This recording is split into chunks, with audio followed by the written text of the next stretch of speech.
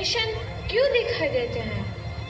परेशान तो रहूंगा ना पार्वती, आखिर एक बेटी का बाप जो ठहरा। पार्वती, अब उसके हाथ पीले करने का समय आ गया है। पर हमारी आनंदी तो अभी सिर्फ 9 साल की है। अभी तो उसके पढ़ने, लिखने और खेलने कूदने के दिन हैं। देख पार्वती, लड़कियां पराया धन होती है और जितना जल्दी इन्हें घर से विदा कर दे उतना अच्छा है। कल से आनंद की पढ़ाई लिखाई बंद। पर बापू, इसमें मेरी क्या गलती है? आप मुझे पढ़ाई करने क्यों नहीं देते? तेरी गलती है कि तू एक लड़की है। लड़का होती तो क्या बापू? लड़का होती तो क्या? ऐ लड़की, ज्यादा जबान ना चला, नहीं तो जबान हलक से खींचकर बाहर निकाल दूंगा। बापू, मैं पढ़ लिख कर कुछ बनना चाहती हूँ। मेरी पढ़ाई ना रोको बापू। आनंदी, तुझे पढ़ना है तो पढ़, लेकिन सारी उम्र बाप की छाती पर यूं बोझ बनकर ना बैठ। पर बापू, अभी तो मेरी उम्र पढ़ाई लिखाई की है। मुझे पढ़ लिख कर डॉक्टर बनना है। पढ़ाई पढ़ाई पढ़ाई, आज तो तेरी इन किताबों का काम तमाम करके ही छोड़ूंगा। ये ले। नहीं बापू, मत फाड़ो बापू। मत छोड़ी। नहीं बापू, नहीं। बापू, ये तुमने क्या किया? तुमने मेरी इन किताबों को ही नहीं फाड़ा बापू, मेरी किस्मत फाड़ दी, मेरी किस्मत।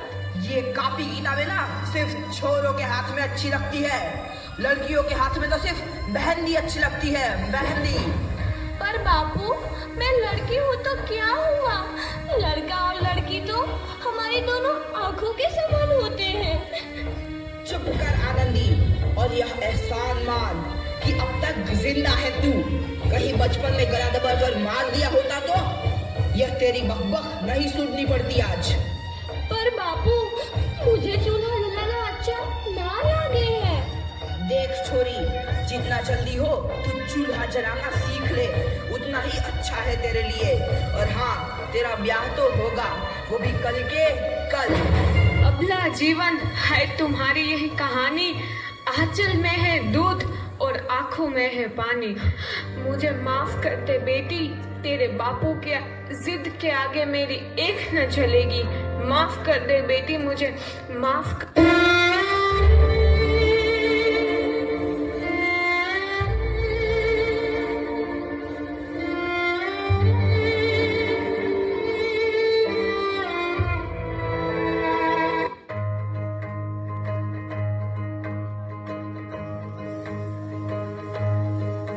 कोई चेहरा मिटा के और आंख से हटा के चंद छींटे उड़ा के जो गया, छपाक से पहचान ले गया।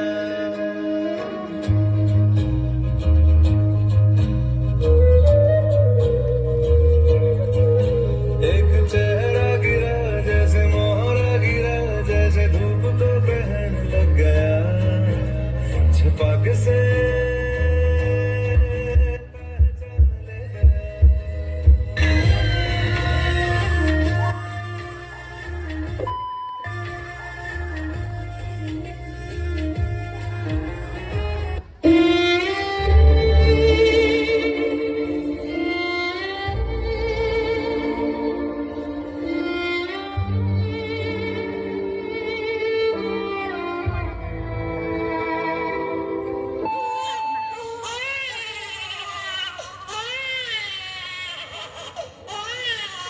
अरे सुखदेव, तुम्हारे घर में लक्ष्मी पैदा हुई है। लक्ष्मी? क्या क्या क्या डॉक्टर साहब, लड़की पैदा हुई? मैंने तो सोचा था डॉक्टर साहब कि लड़का पैदा होगा और मेरे वंश को आगे बढ़ाएगा। अब मैं क्या करूं? या डॉक्टर साहब, ये लड़की मुझे दे दो।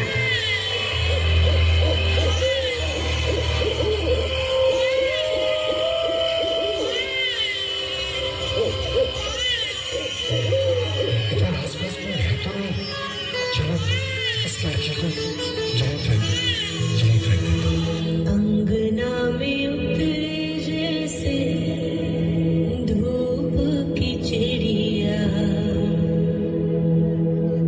अखियों में ऐसे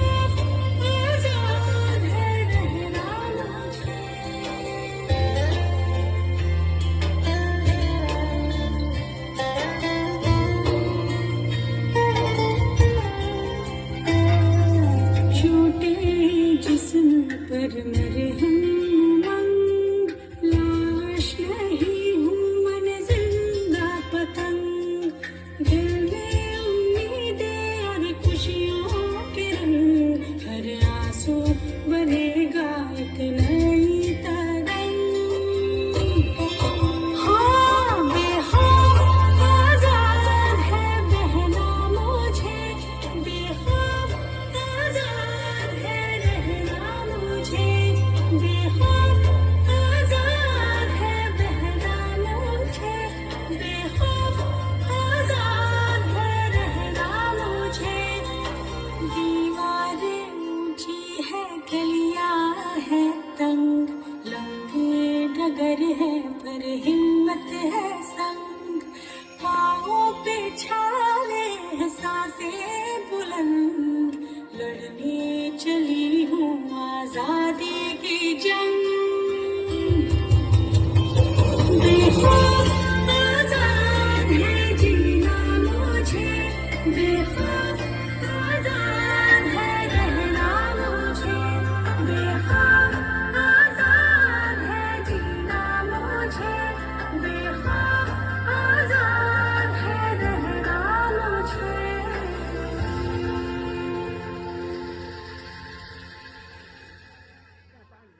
हमारे भारत देश को आज़ादी मिले हुए 79 साल हो चुके हैं, पर क्या हमारे देश की लड़कियों को वास्तव में आज़ादी मिली है? ये सच है कि भारत ने आज़ादी प्राप्त कर ली है और हमारे संविधान ने महिलाओं को पुरुषों के समान अधिकार दिए हैं, लेकिन क्या कागजी अधिकार वास्तविकता में बदल पाया है? आज भी भारत के कई हिस्सों में लड़कियों को शिक्षा, स्वास्थ्य और पोषण से वंचित रखा जाता है। उन्हें कम उम्र में शादी करने के लिए मजबूर किया जाता है और वो घरेलू हिंसा और भेदभाव का शिकार होती है। हमें ये स्वीकार करना होगा कि आज़ादी का असली मतलब सिर्फ कानूनी में नहीं, बल्कि समाज की सोच में बदलाव लाना है। हमें अपनी बेटियों को शिक्षित करना होगा, उन्हें अपने सपने पूरे करने के लिए प्रोत्साहित करना होगा, उन्हें एक ऐसा वातावरण देना होगा जहां वो सुरक्षित और सम्मानित महसूस करें। यहाँ हम सभी की जिम्मेदारी है कि हम मिलकर एक ऐसा भारत बनाएं जहां हर लड़की बिना किसी डर के जी सके, जहां उसके सपने को पंख मिले और जहां वो अपने पूरी क्षमता का एहसास कर सके।